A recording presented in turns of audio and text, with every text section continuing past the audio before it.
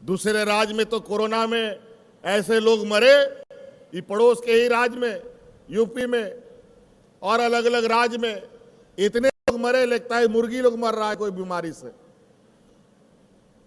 वहां पर मिट्टी घट गया लोगों को दफन करने के लिए, लकड़ी घट गई उनको जलाने के लिए, लेकिन ऐसी हालात हमने इस पिछड़े राज्य में, इस गरीब राज्य में, इस मजदूरी भरी राज्य में यह हालत नहीं होने दिया। क्या करते उस समय? सबसे बड़े चुनौती हमारे लिए इस राज्य की जनता की जान की रक्षा करना, और हमने राज्य की जनता की जान तो रक्षा की, और इस जान की रक्षा में हमारे दो मंत्री की बलि चढ़ गई, हमारे दो मंत्री की जान चली गई कोरोना से। एक हमारे हाजी हुसैन अंसारी साहब और दूसरा भाई जगन्नाथ मातो। ये लोग कोरोना काल में भी घर में नहीं बैठते थे, गांव गांव पंचायत पंचायत घूमते थे, किसी को कोई दिक्कत तो नहीं, तकलीफ तो नहीं।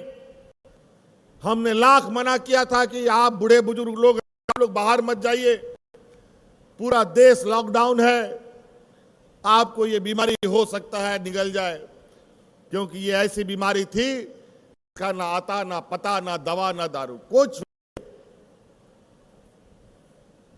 और हमारे पास ना डॉक्टर, ना अस्पताल, ना दवा। फिर भी हमने दो मंत्रियों को तो खोया, लेकिन राज्य की जनता को जरूर बचाने का हम लोगों ने काम किया। ये देश का पहला राज्य है जहां मजदूर को ढो करके लाने का काम किया गया। तो इतनी चुनौती, उसके बाद जैसे ही कोरोना से बाहर आए, राज्य सुखाड़ के चपेट में आ गया। राज्य अलग हुए 23 साल हो गए, 20 साल जो सरकारें जिन लोगों ने चलाई, डबल इंजन की सरकारों ने, कभी किसानों की सुधि नहीं ली। और हम लोगों ने पहली बार राज्य अलग होने के बाद किसानों का ऋण माफी की योजना चलाई थी। हजारों करोड़ों का ऋण माफी हम लोगों ने किया। उसमें भी कई अड़चनें आई, उन अड़चनों को भी हम लोग, कुछ कुछ बचे हुए हैं उनको भी सुधारने पे लगे। अब थोड़ा सामान्य हुआ तो आज आप देखिए, कई आज गांव में लोग हैं, महिला पुरुष, जो ब्लॉक ऑफिस नहीं देखा है, कलेक्ट्रेट ऑफिस नहीं देखा है, बीडीओ सीओ कौन है जानता ही नहीं, डीसीएसपी की तो दूर की बात है। आज आप देखिए, बीडीओ सीओ, अलग अलग पदाधिकारी,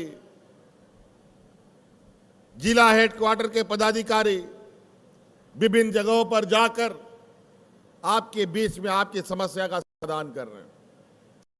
आज इन कैंपों के माध्यम से ये हम नहीं कहेंगे कि इन 3 साल के अंदर हमने पूरे राज्य की समस्या का समाधान किया, लेकिन इस राज्य के लोगों को वर्तमान सरकार के प्रति जो आशाएं जगी है, मुझे लगता है ये आशाएं यूं ही नहीं जगता, हमने किया है। इसीलिए आज लोग उम्मीद भरी नजरों से और आशा भरी निगाहों से इस सरकार को देखती है, चाहे वो हमारा किसान हो, चाहे वो मजदूर हो, चाहे हमारे छात्र छात्राएं हो, चाहे इस राज्य के हमारे कर्मचारी हो। पहले की सरकारों ने ना ग्रामीणों की, ना किसानों की, ना गरीबों की, ना मजदूरों की, ना महिलाओं की, ना बच्चों की बारे में कभी कोई चिंताएं की, ना कभी सरकार आपके दरवाजे में आपके आंसू पोंछने के लिए गया, बल्कि इन लोगों ने सभी सरकार की व्यवस्थाओं को अपनी सेवा में लगा दिया, अपनी जेबें भरने लगे।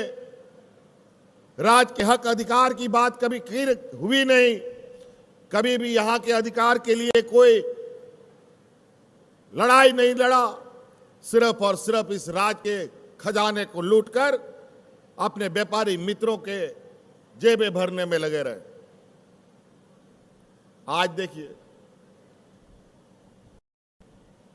उसके पूरा विपरीत आज गांव-गांव पदाधिकारी आपके समझ बैठा है और आपकी समस्याओं का समाधान कर रहा है।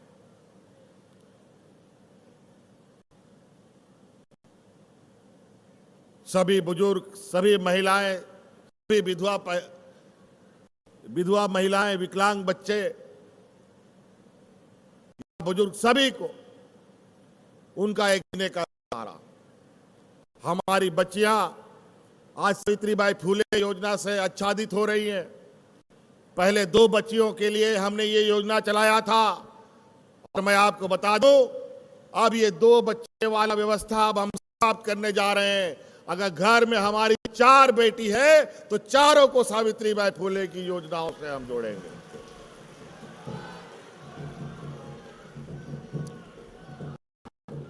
कोई भी बच्ची नहीं बचेगी।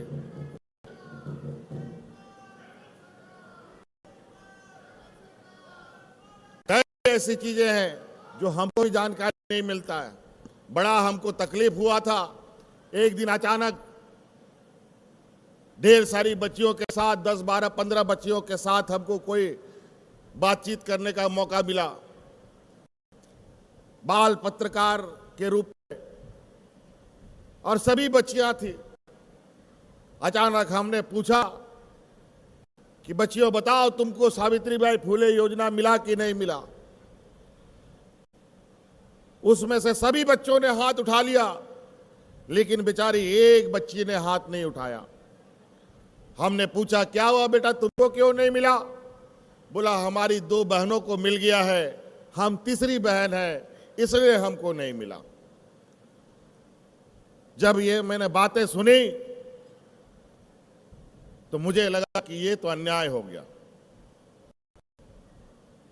और उसी समय हमने ये निर्णय लिया कि अब घर में 2 हो, 3 हो, 4 हो, 5 हो, जितनी बेटी होगी सबको सावित्रीबाई फुले योजना से। 8वीं, 12वीं, 9वीं, 10वीं क्लास की बच्चियां, हमारे लड़के लड़कियां, आने वाला समय में अगर वो डॉक्टर बनना चाहता है, अगर पत्रकार बनना चाहती है, या इंजीनियर बनना चाहता है, या वकील बनना चाहती है, अब आपके सामने पैसे की समस्या नहीं होगी। आपको जो भी पढ़ाई पढ़ना है, आपको पता है इंजीनियर, वकील, डॉक्टर पढ़ने के लिए कितना पैसा खर्चा होता है, लाख लाख रुपया, 5 लाख, 10 लाख। बेचारा इंजीनियर, डॉक्टर तो दूर की बात है, बगल का कॉलेज में बेचारा डिग्री पाले, यही बहुत बड़ी बात होती थी। लेकिन अब वो सपना आपका पूरा होने के लिए तैयार है। आपको पढ़ाई के जितना खर्चा होगा उसका आर्थिक सहायता के रूप में सरकार आपको पैसा देगी।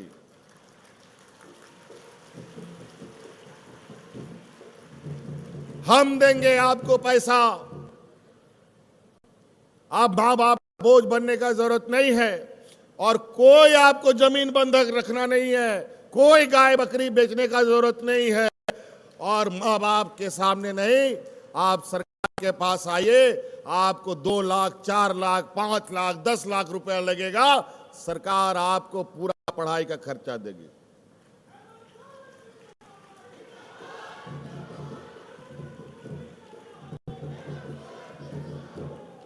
और जब आप पढ़ाई कर लेंगे, डिग्री आपको मिल जाएगा, नौकरी आपको लग जाएगा, बड़ी बड़ी कंपनियों में अच्छा नौकरी लग जाएगा, तो सरकार जितना आपने सरकार से मदद लिया है वो थोड़ा थोड़ा वापस कर दीजिएगा। ऐसा नहीं है कि जिस दिन आपको सरकार ने पैसा दिया उसी दिन आपको पैसा वापस करना है। तब तक आपको नौकरी नहीं लगेगा, आपको पैसा देने का जरूरत नहीं, लेकिन नौकरी लगेगा तो आपको पैसा दे देते। इतना तो आपको मदद करना पड़ेगा। अगर आप ये मदद नहीं करेंगे तो हम आने वाली पीढ़ी को कैसे पढ़ाएंगे? क्योंकि आपका अधिकार आज तक इस राज्य में किसी ने मांगा नहीं। आपको मालूम है, कोल इंडिया जैसी संस्था इस देश में सबसे अधिक कोयला झारखंड से निकाला जाता है और कोयला का बकाया पैसा भारत सरकार के पास 1,36,000 करोड़ रुपया है। जब हम सरकार में आए तो हमने अपना अधिकार मांगना शुरू किया।